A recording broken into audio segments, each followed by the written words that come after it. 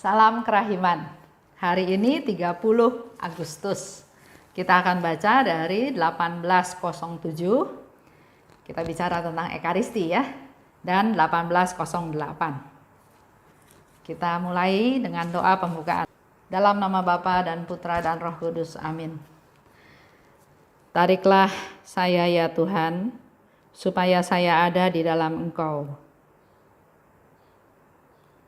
Cintai saya, supaya saya bisa mengasihi sesama. Amin. Dalam nama Bapa dan Putra dan Roh Kudus. Amin. 1807. Hari ini, persiapanku untuk menyambut kedatangan Yesus sangat singkat, tetapi sangat menyentuh karena cinta yang luar biasa. Kehadiran Allah menembus diriku dan menyalakan api cintaku akan Dia. Tidak ada kata-kata yang terucap, yang ada hanyalah percakapan batin. Lewat cinta, aku membenamkan diri sepenuhnya dalam Allah. Tuhan menghampiri tempat tinggalnya di dalam hatiku. Sesudah menyambut komuni, aku hanya memiliki sekedar ingatan untuk kembali ke tempat aku berlutut. Pada saat yang sama, jiwaku sama sekali lenyap dalam Allah, dan aku tidak tahu lagi apa yang terjadi atas diriku. Allah memberi aku pengetahuan batin mengenai jati dirinya. Saat-saat ini singkat, tetapi sangat menyentuh. Jiwa meninggalkan kapel dalam permenungan yang khusyuk, dan tidaklah mudah untuk mengganggunya. Pada saat seperti itu, aku menyentuh tanah ibarat dengan satu kaki saja. Sepanjang hari seperti itu, tidak ada pengorbanan yang sulit atau berat. Setiap situasi membangkitkan olah cinta yang baru. Hari ini aku mengundang Yesus masuk ke dalam hatiku sebagai kasihku. Engkau adalah sang cinta sendiri. Seluruh surga mengambil nyalanya dari Engkau dan dipenuhi dengan cinta. Maka jiwaku mendambakan Engkau laksana sekuntum bunga merindukan sang surya. Yesus, bergegaslah masuk ke dalam hatiku, karena Engkau tahu bahwa seperti bunga senang akan sang surya, demikianlah hatiku senang akan Dikau. Aku membuka kelopak hatiku untuk menyambut cintamu. 1807 bicara tentang persiapan untuk menyambut Tuhan sangat singkat. Jadi dia mau menerima komuni, menyambut komuni kudus, biasanya melakukan persiapan. Tapi di sini dikatakan persiapan untuk menyambut Tuhan sangat singkat. Tapi sangat menyentuh karena cinta yang luar biasa. Jadi Suster Faustina punya cinta yang luar biasa untuk menantikan, untuk menyambut Tuhan Yesus. Punya kerinduan, punya pengharapan, sungguh-sungguh ingin bersatu dengan Tuhan. Kehadiran Allah menembus diriku, menyalakan api cintaku akan Dia. Dan lewat cinta, aku membenamkan diri sepenuhnya dalam Allah. Tuhan menghampiri tempat tinggalnya di dalam hatiku. Itu yang dialami oleh Suster Faustina. Jadi tahap pertama persiapan, walaupun sangat singkat dikatakan, tapi dia punya cinta yang luar biasa. Dan proses penerimaan komuninya, Tuhan masuk ke dalam dirinya, Tuhan menembus diriku, menyalakan api cintaku akan Dia. Jadi cinta yang besar, cinta yang berkobar-kobar, dan dalam Yesus masuk ke dalam dirinya, dia juga menyatukan diri dengan Allah. Membenamkan dirinya dalam kesatuan dengan Allah, bukan dia lagi. Jadi semuanya diserahkan kepada Tuhan. Dan Tuhan menghampiri tempat tinggalnya di dalam hatiku. Itu dia punya satu iman, satu kepercayaan bahwa Tuhan datang dan tinggal di hatinya, Suster Faustina. Tahap berikut, sesudah komuni, dia kembali ke tempat dia berlutut. Jiwaku sama sekali lenyap dalam Allah. Aku tidak tahu apa yang terjadi atas diriku. Karena sudah ada persatuan dengan Allah, dia udah nggak terlalu peduli lagi dengan keadaan sekitar. Sehingga dikatakan jiwanya lenyap dalam Allah dan tidak tahu apa yang terjadi atas diriku. Allah memberi pengetahuan batin mengenai jati dirinya. Jadi selalu ya, setiap akan komuni, terima komuni, dan setelah terima komuni, Tuhan memberikan pencerahan-pencerahan baru. Dan di sini dikatakan Allah memberi pengetahuan batin mengenai jati dirinya. Lanjut. Jiwa meninggalkan kapel. Aku menyentuh tanah ibarat dengan satu kaki saja. Ngambang ya, jadi maksudnya nggak terlalu membumi, nggak terlalu menyadari kehidupan dia betul-betul ada di duniawi. Sepanjang hari tidak ada pengorbanan yang sulit atau berat. Jadi setelah komuni, di sepanjang hari itu, walaupun dia mengalami penderitaan, mengalami kesulitan, mengalami kesusahan, bahkan juga gangguan dari kesehatannya, tapi dikatakan dia tidak ada pengorbanan yang sulit atau berat. Mungkin jadi buat kita juga bisa menjadi satu pemasukan. Kalau kita menghadapi masalah, kita merasakan masalah itu berat, kayaknya dunia mau runtuh, nggak ada pertolongan dari mana-mana, sendirian. Banyak yang dirasakan seperti itu ya. Tapi dengan sudah menerima komuni, sudah ada Tuhan dalam diri saya, sudah ada persatuan dengan Tuhan, Tuhan sudah tinggal di dalam diri saya, masalahnya, kesulitannya, problemnya tetap ada. Tapi menanggapinya, mindsetnya berbeda. Contoh ya, saya sedang mengalami satu permasalahan yang ya menurut saya berat. Permasalahan besar, berat. Saya sudah coba mengatasi hal tersebut dengan berbagai cara, dengan menghubungi beberapa orang yang saya anggap bisa memberikan solusi. Tapi ternyata kelihatannya selalu buntu. Nggak ada solusi, nggak ada jalan keluar seperti yang saya harapkan. Dan tadi pagi, waktu bangun tidur, sepertinya Tuhan mengingatkan. Ayo, berserah. Jangan terikat pada hal-hal duniawi. Jangan ingin dapat sebanyak-banyaknya seperti yang harusnya kamu pikir kamu harus dapat. Tapi serahkan masalahnya. Ambil resiko yang paling besar yang mungkin terjadi. Dan kalau itu terjadi dan kamu bisa atasi, maka hidup kamu sudah tenang. Sudah tidak terikat lagi dalam masalah tersebut. Dalam doa pagi saya bersyukur karena Tuhan ternyata memberikan solusi. Bukan solusi yang seperti saya harap dalam tanda kutip, tapi saya percaya itulah yang terbaik yang Tuhan mau berikan.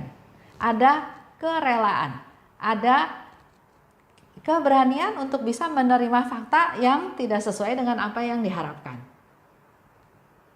Contoh, ada juga seorang bapak setelah mendengar penjelasan tentang menggali rahmat, dia sharing sama saya, dia bilang, iya, saya juga waktu yang lalu pernah merasa, kok saya nggak salah tapi kok disalahkan, dituduh, bahkan dicegah, nggak boleh menjelaskan lagi, nggak boleh ngomong lagi gitu ya. Tapi waktu itu juga dia heran, karena biasanya dia akan berusaha mengambil alih percakapan dan dia akan berusaha menjelaskan karena dia nggak mau disalahkan. Tapi pada waktu itu ya sudah, dia diam, dan setelah mendengar mendengar dari video tentang menggali rahmat, dia bisa katakan, ternyata Tuhan jawab. Jadi apa yang saya sudah lakukan dengan tidak membantah, dengan tidak membela diri, saya sedang memuliakan kerahiman Tuhan. Saya membiarkan dia mengambil kesimpulan, merasa benar, saya juga nggak membela diri, tapi di situ saya merasakan bahwa saya sudah memakai kerahiman Tuhan untuk memaklumi dia, untuk memaafkan dia, untuk bisa mengerti kenapa dia melakukan ini dan melakukan itu, dan saya nggak ada perasaan marah, dendam, kecewa. Saya justru bersyukur karena melalui peristiwa itu, saya dimampukan untuk memakai kerahiman Tuhan. Itu sekedar sharing. Lanjut ya. Dikatakan oleh Suster Faustina tadi bahwa sepanjang hari tidak ada pengorbanan yang sulit atau berat. Setiap situasi membangkitkan olah cinta yang baru. Nah, sekarang kita melihat segala situasi, segala tantangan, segala permasalahan itu adalah ladang kita untuk mencintai, untuk mengasihi. Seperti yang tadi Bapak bilang ya, si Bapak itu bilang bahwa justru dengan peristiwa itu, itulah ladang baru buat saya untuk mengasihi dia. Ladang baru untuk mempraktekkan kerahiman Tuhan yang Tuhan sudah ajarkan dan untuk dia praktekkan dalam hidup sehari-hari. Setelah Suster Faustina menerima kekuatan dari Komuni Kudus yang dia terima, maka sepanjang hari dia menjalani aktivitasnya, tapi dia tidak merasakan ada pengorbanan yang sulit. Pengorbanannya tetap ada, tapi kacamata melihatnya atau mindsetnya berbeda. Bahkan ini menjadi satu tawaran buat kita semua, menjadi suatu ladang baru untuk kita mempraktekkan cinta kita yang baru. Contoh, sekarang di rumah saya lagi nggak ada pembantu. Kalau dulu nggak ada pembantu, kayaknya urusannya besar. Ini nggak beres, itu nggak beres, semua nggak beres.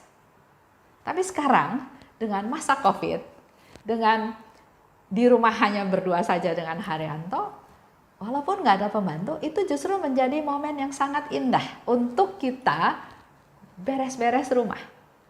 Membersihkan rumah, mengatur kembali rumah, mentata kembali segala sesuatunya, membuat jadi lebih nyaman. Makan, ya harus makan, harus masak, harus nyuci, tapi nggak ada beban.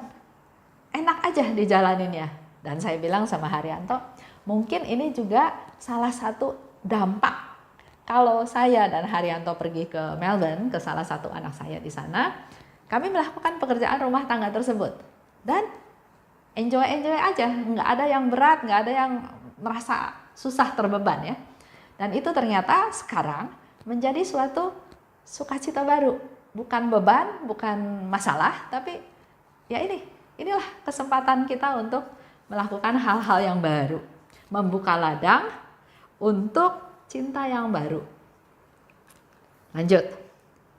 Aku mengundang Yesus masuk ke dalam hatiku sebagai kasihku. Engkau adalah sang cinta sendiri. Seluruh surga mengambil nyala dari engkau. Maka jiwaku mendambakan engkau, laksana sekuntum bunga merindukan sang surya. Seperti bunga senang akan sang surya, demikian hatiku senang akan dikau. Kita ngebayangin ya, contoh bunga. Yang gampang mungkin bunga matahari lah ya. Bunga waktu tumbuh, dia itu mencari sinar matahari. Jadi kalau sinar mataharinya ada di atas, bunga itu tumbuh ke atas. Tapi kalau sinar mataharinya tertutup oleh dahan atau oleh bangunan atau oleh atap, maka si bunga ini tumbuhnya dia akan nggak lurus lagi, tapi akan mencari sinar matahari itu ada di mana. Nah, tumbuhan aja ngerti bahwa dia harus mencari sumber hidup, dia harus mencari surya, sang surya untuk memberi kehidupan kepada si tanaman bunga ini. Sedangkan kita manusia punya akal, bisa baca, bisa berpikir. Harusnya kita juga punya satu tujuan yang sama, yaitu mencari sumber kehidupan, mencari Tuhan. Kalau ada halangan, jangan berhenti, jangan putus asa, jangan marah, jangan ngambek, tapi seperti tanaman ini, mencari jalan lain tapi tetap arahnya ke Tuhan. Lanjut ya. Jadi perumpamaan yang Suster Faustina kasih, bunga perlu matahari. Mengarah pada matahari. pada sumber kehidupan. Sekarang evaluasi dengan diri kita masing-masing, ya. Apakah kita sudah mengarah kepada Yesus, sumber kehidupan, sumber cinta, ataunya terserah. Bapak Ibu silahkan tebak sendiri. Kita belajar dari bunga hari ini. Masa kalah sama bunga? Oke, tugas kita pertama dalam menerima komuni ada 3 tahap. Melakukan persiapan. Kedua, proses menerima komuni tersebut. Apakah hosti itu kita terima sebagai benda mati, masuk ke dalam tubuh kita terus selesai. Dan yang ketiga, setelah menerima komuni, hening, diam di hadapan Tuhan, dengerin suara Tuhan. Jadikan setiap situasi yang ada sebagai ladang cinta yang baru. Dalam hal apapun, lakukanlah dengan dasar cinta, dengan dasar kasih. Jadi, dalam segala situasi, jadikan ladang olah cinta yang baru. Ketiga, undang Yesus. Seperti bunga mengharapkan sinar matahari untuk tumbuh, untuk hidup, untuk berbunga. Kita pun butuh Yesus untuk hidup, untuk tumbuh, untuk menjadi semakin sempurna dan berbuah. Oke, kita tutup dengan doa penutup. Dalam nama Bapa dan Putra dan Roh Kudus, amin. Allah Bapa yang maha baik, terima kasih atas segala kasih karunia-Mu. Engkau kembali mengajarkan kami untuk melakukan tahapan-tahapan dalam menerima Engkau. Lakukan persiapan, proses pada saat kami menerima Engkau, bukan sebagai benda mati, tapi sebagai sungguh-sungguh Tuhan yang mau bersatu dengan diri kami, yang mau bertahta, mau diam di dalam hati kami masing-masing. Dan juga buatlah kami peka Tuhan supaya kami bisa mendengar suara-Mu. Mampukan kami juga dalam setiap situasi menjadi suatu ladang untuk mengolah cinta yang baru. Dan kami juga mohon rahmat-Mu Tuhan, supaya kami fokus mengarah hanya kepada Yesus saja. Untuk kami tumbuh, untuk kami hidup, untuk kami berbuah. Amin. Dalam nama Bapa dan Putra dan Roh Kudus, amin. Salam kerahiman.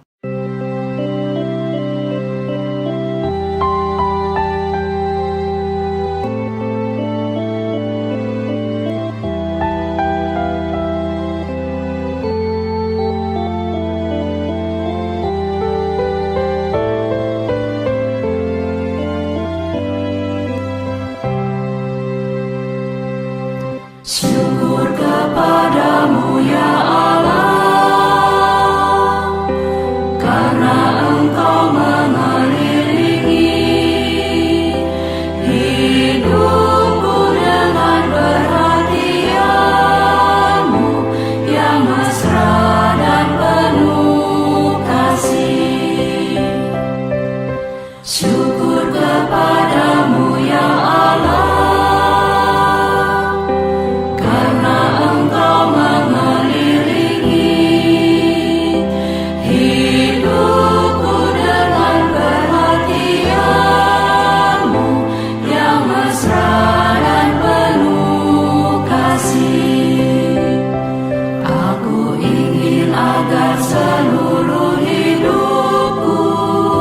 selalu menjadi ucapan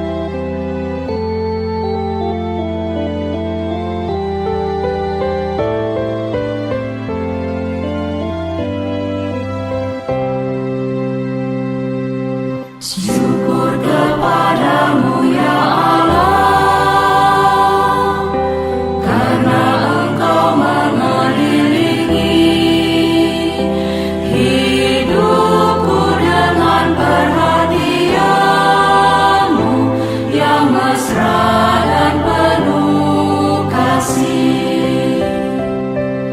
Syukur kepada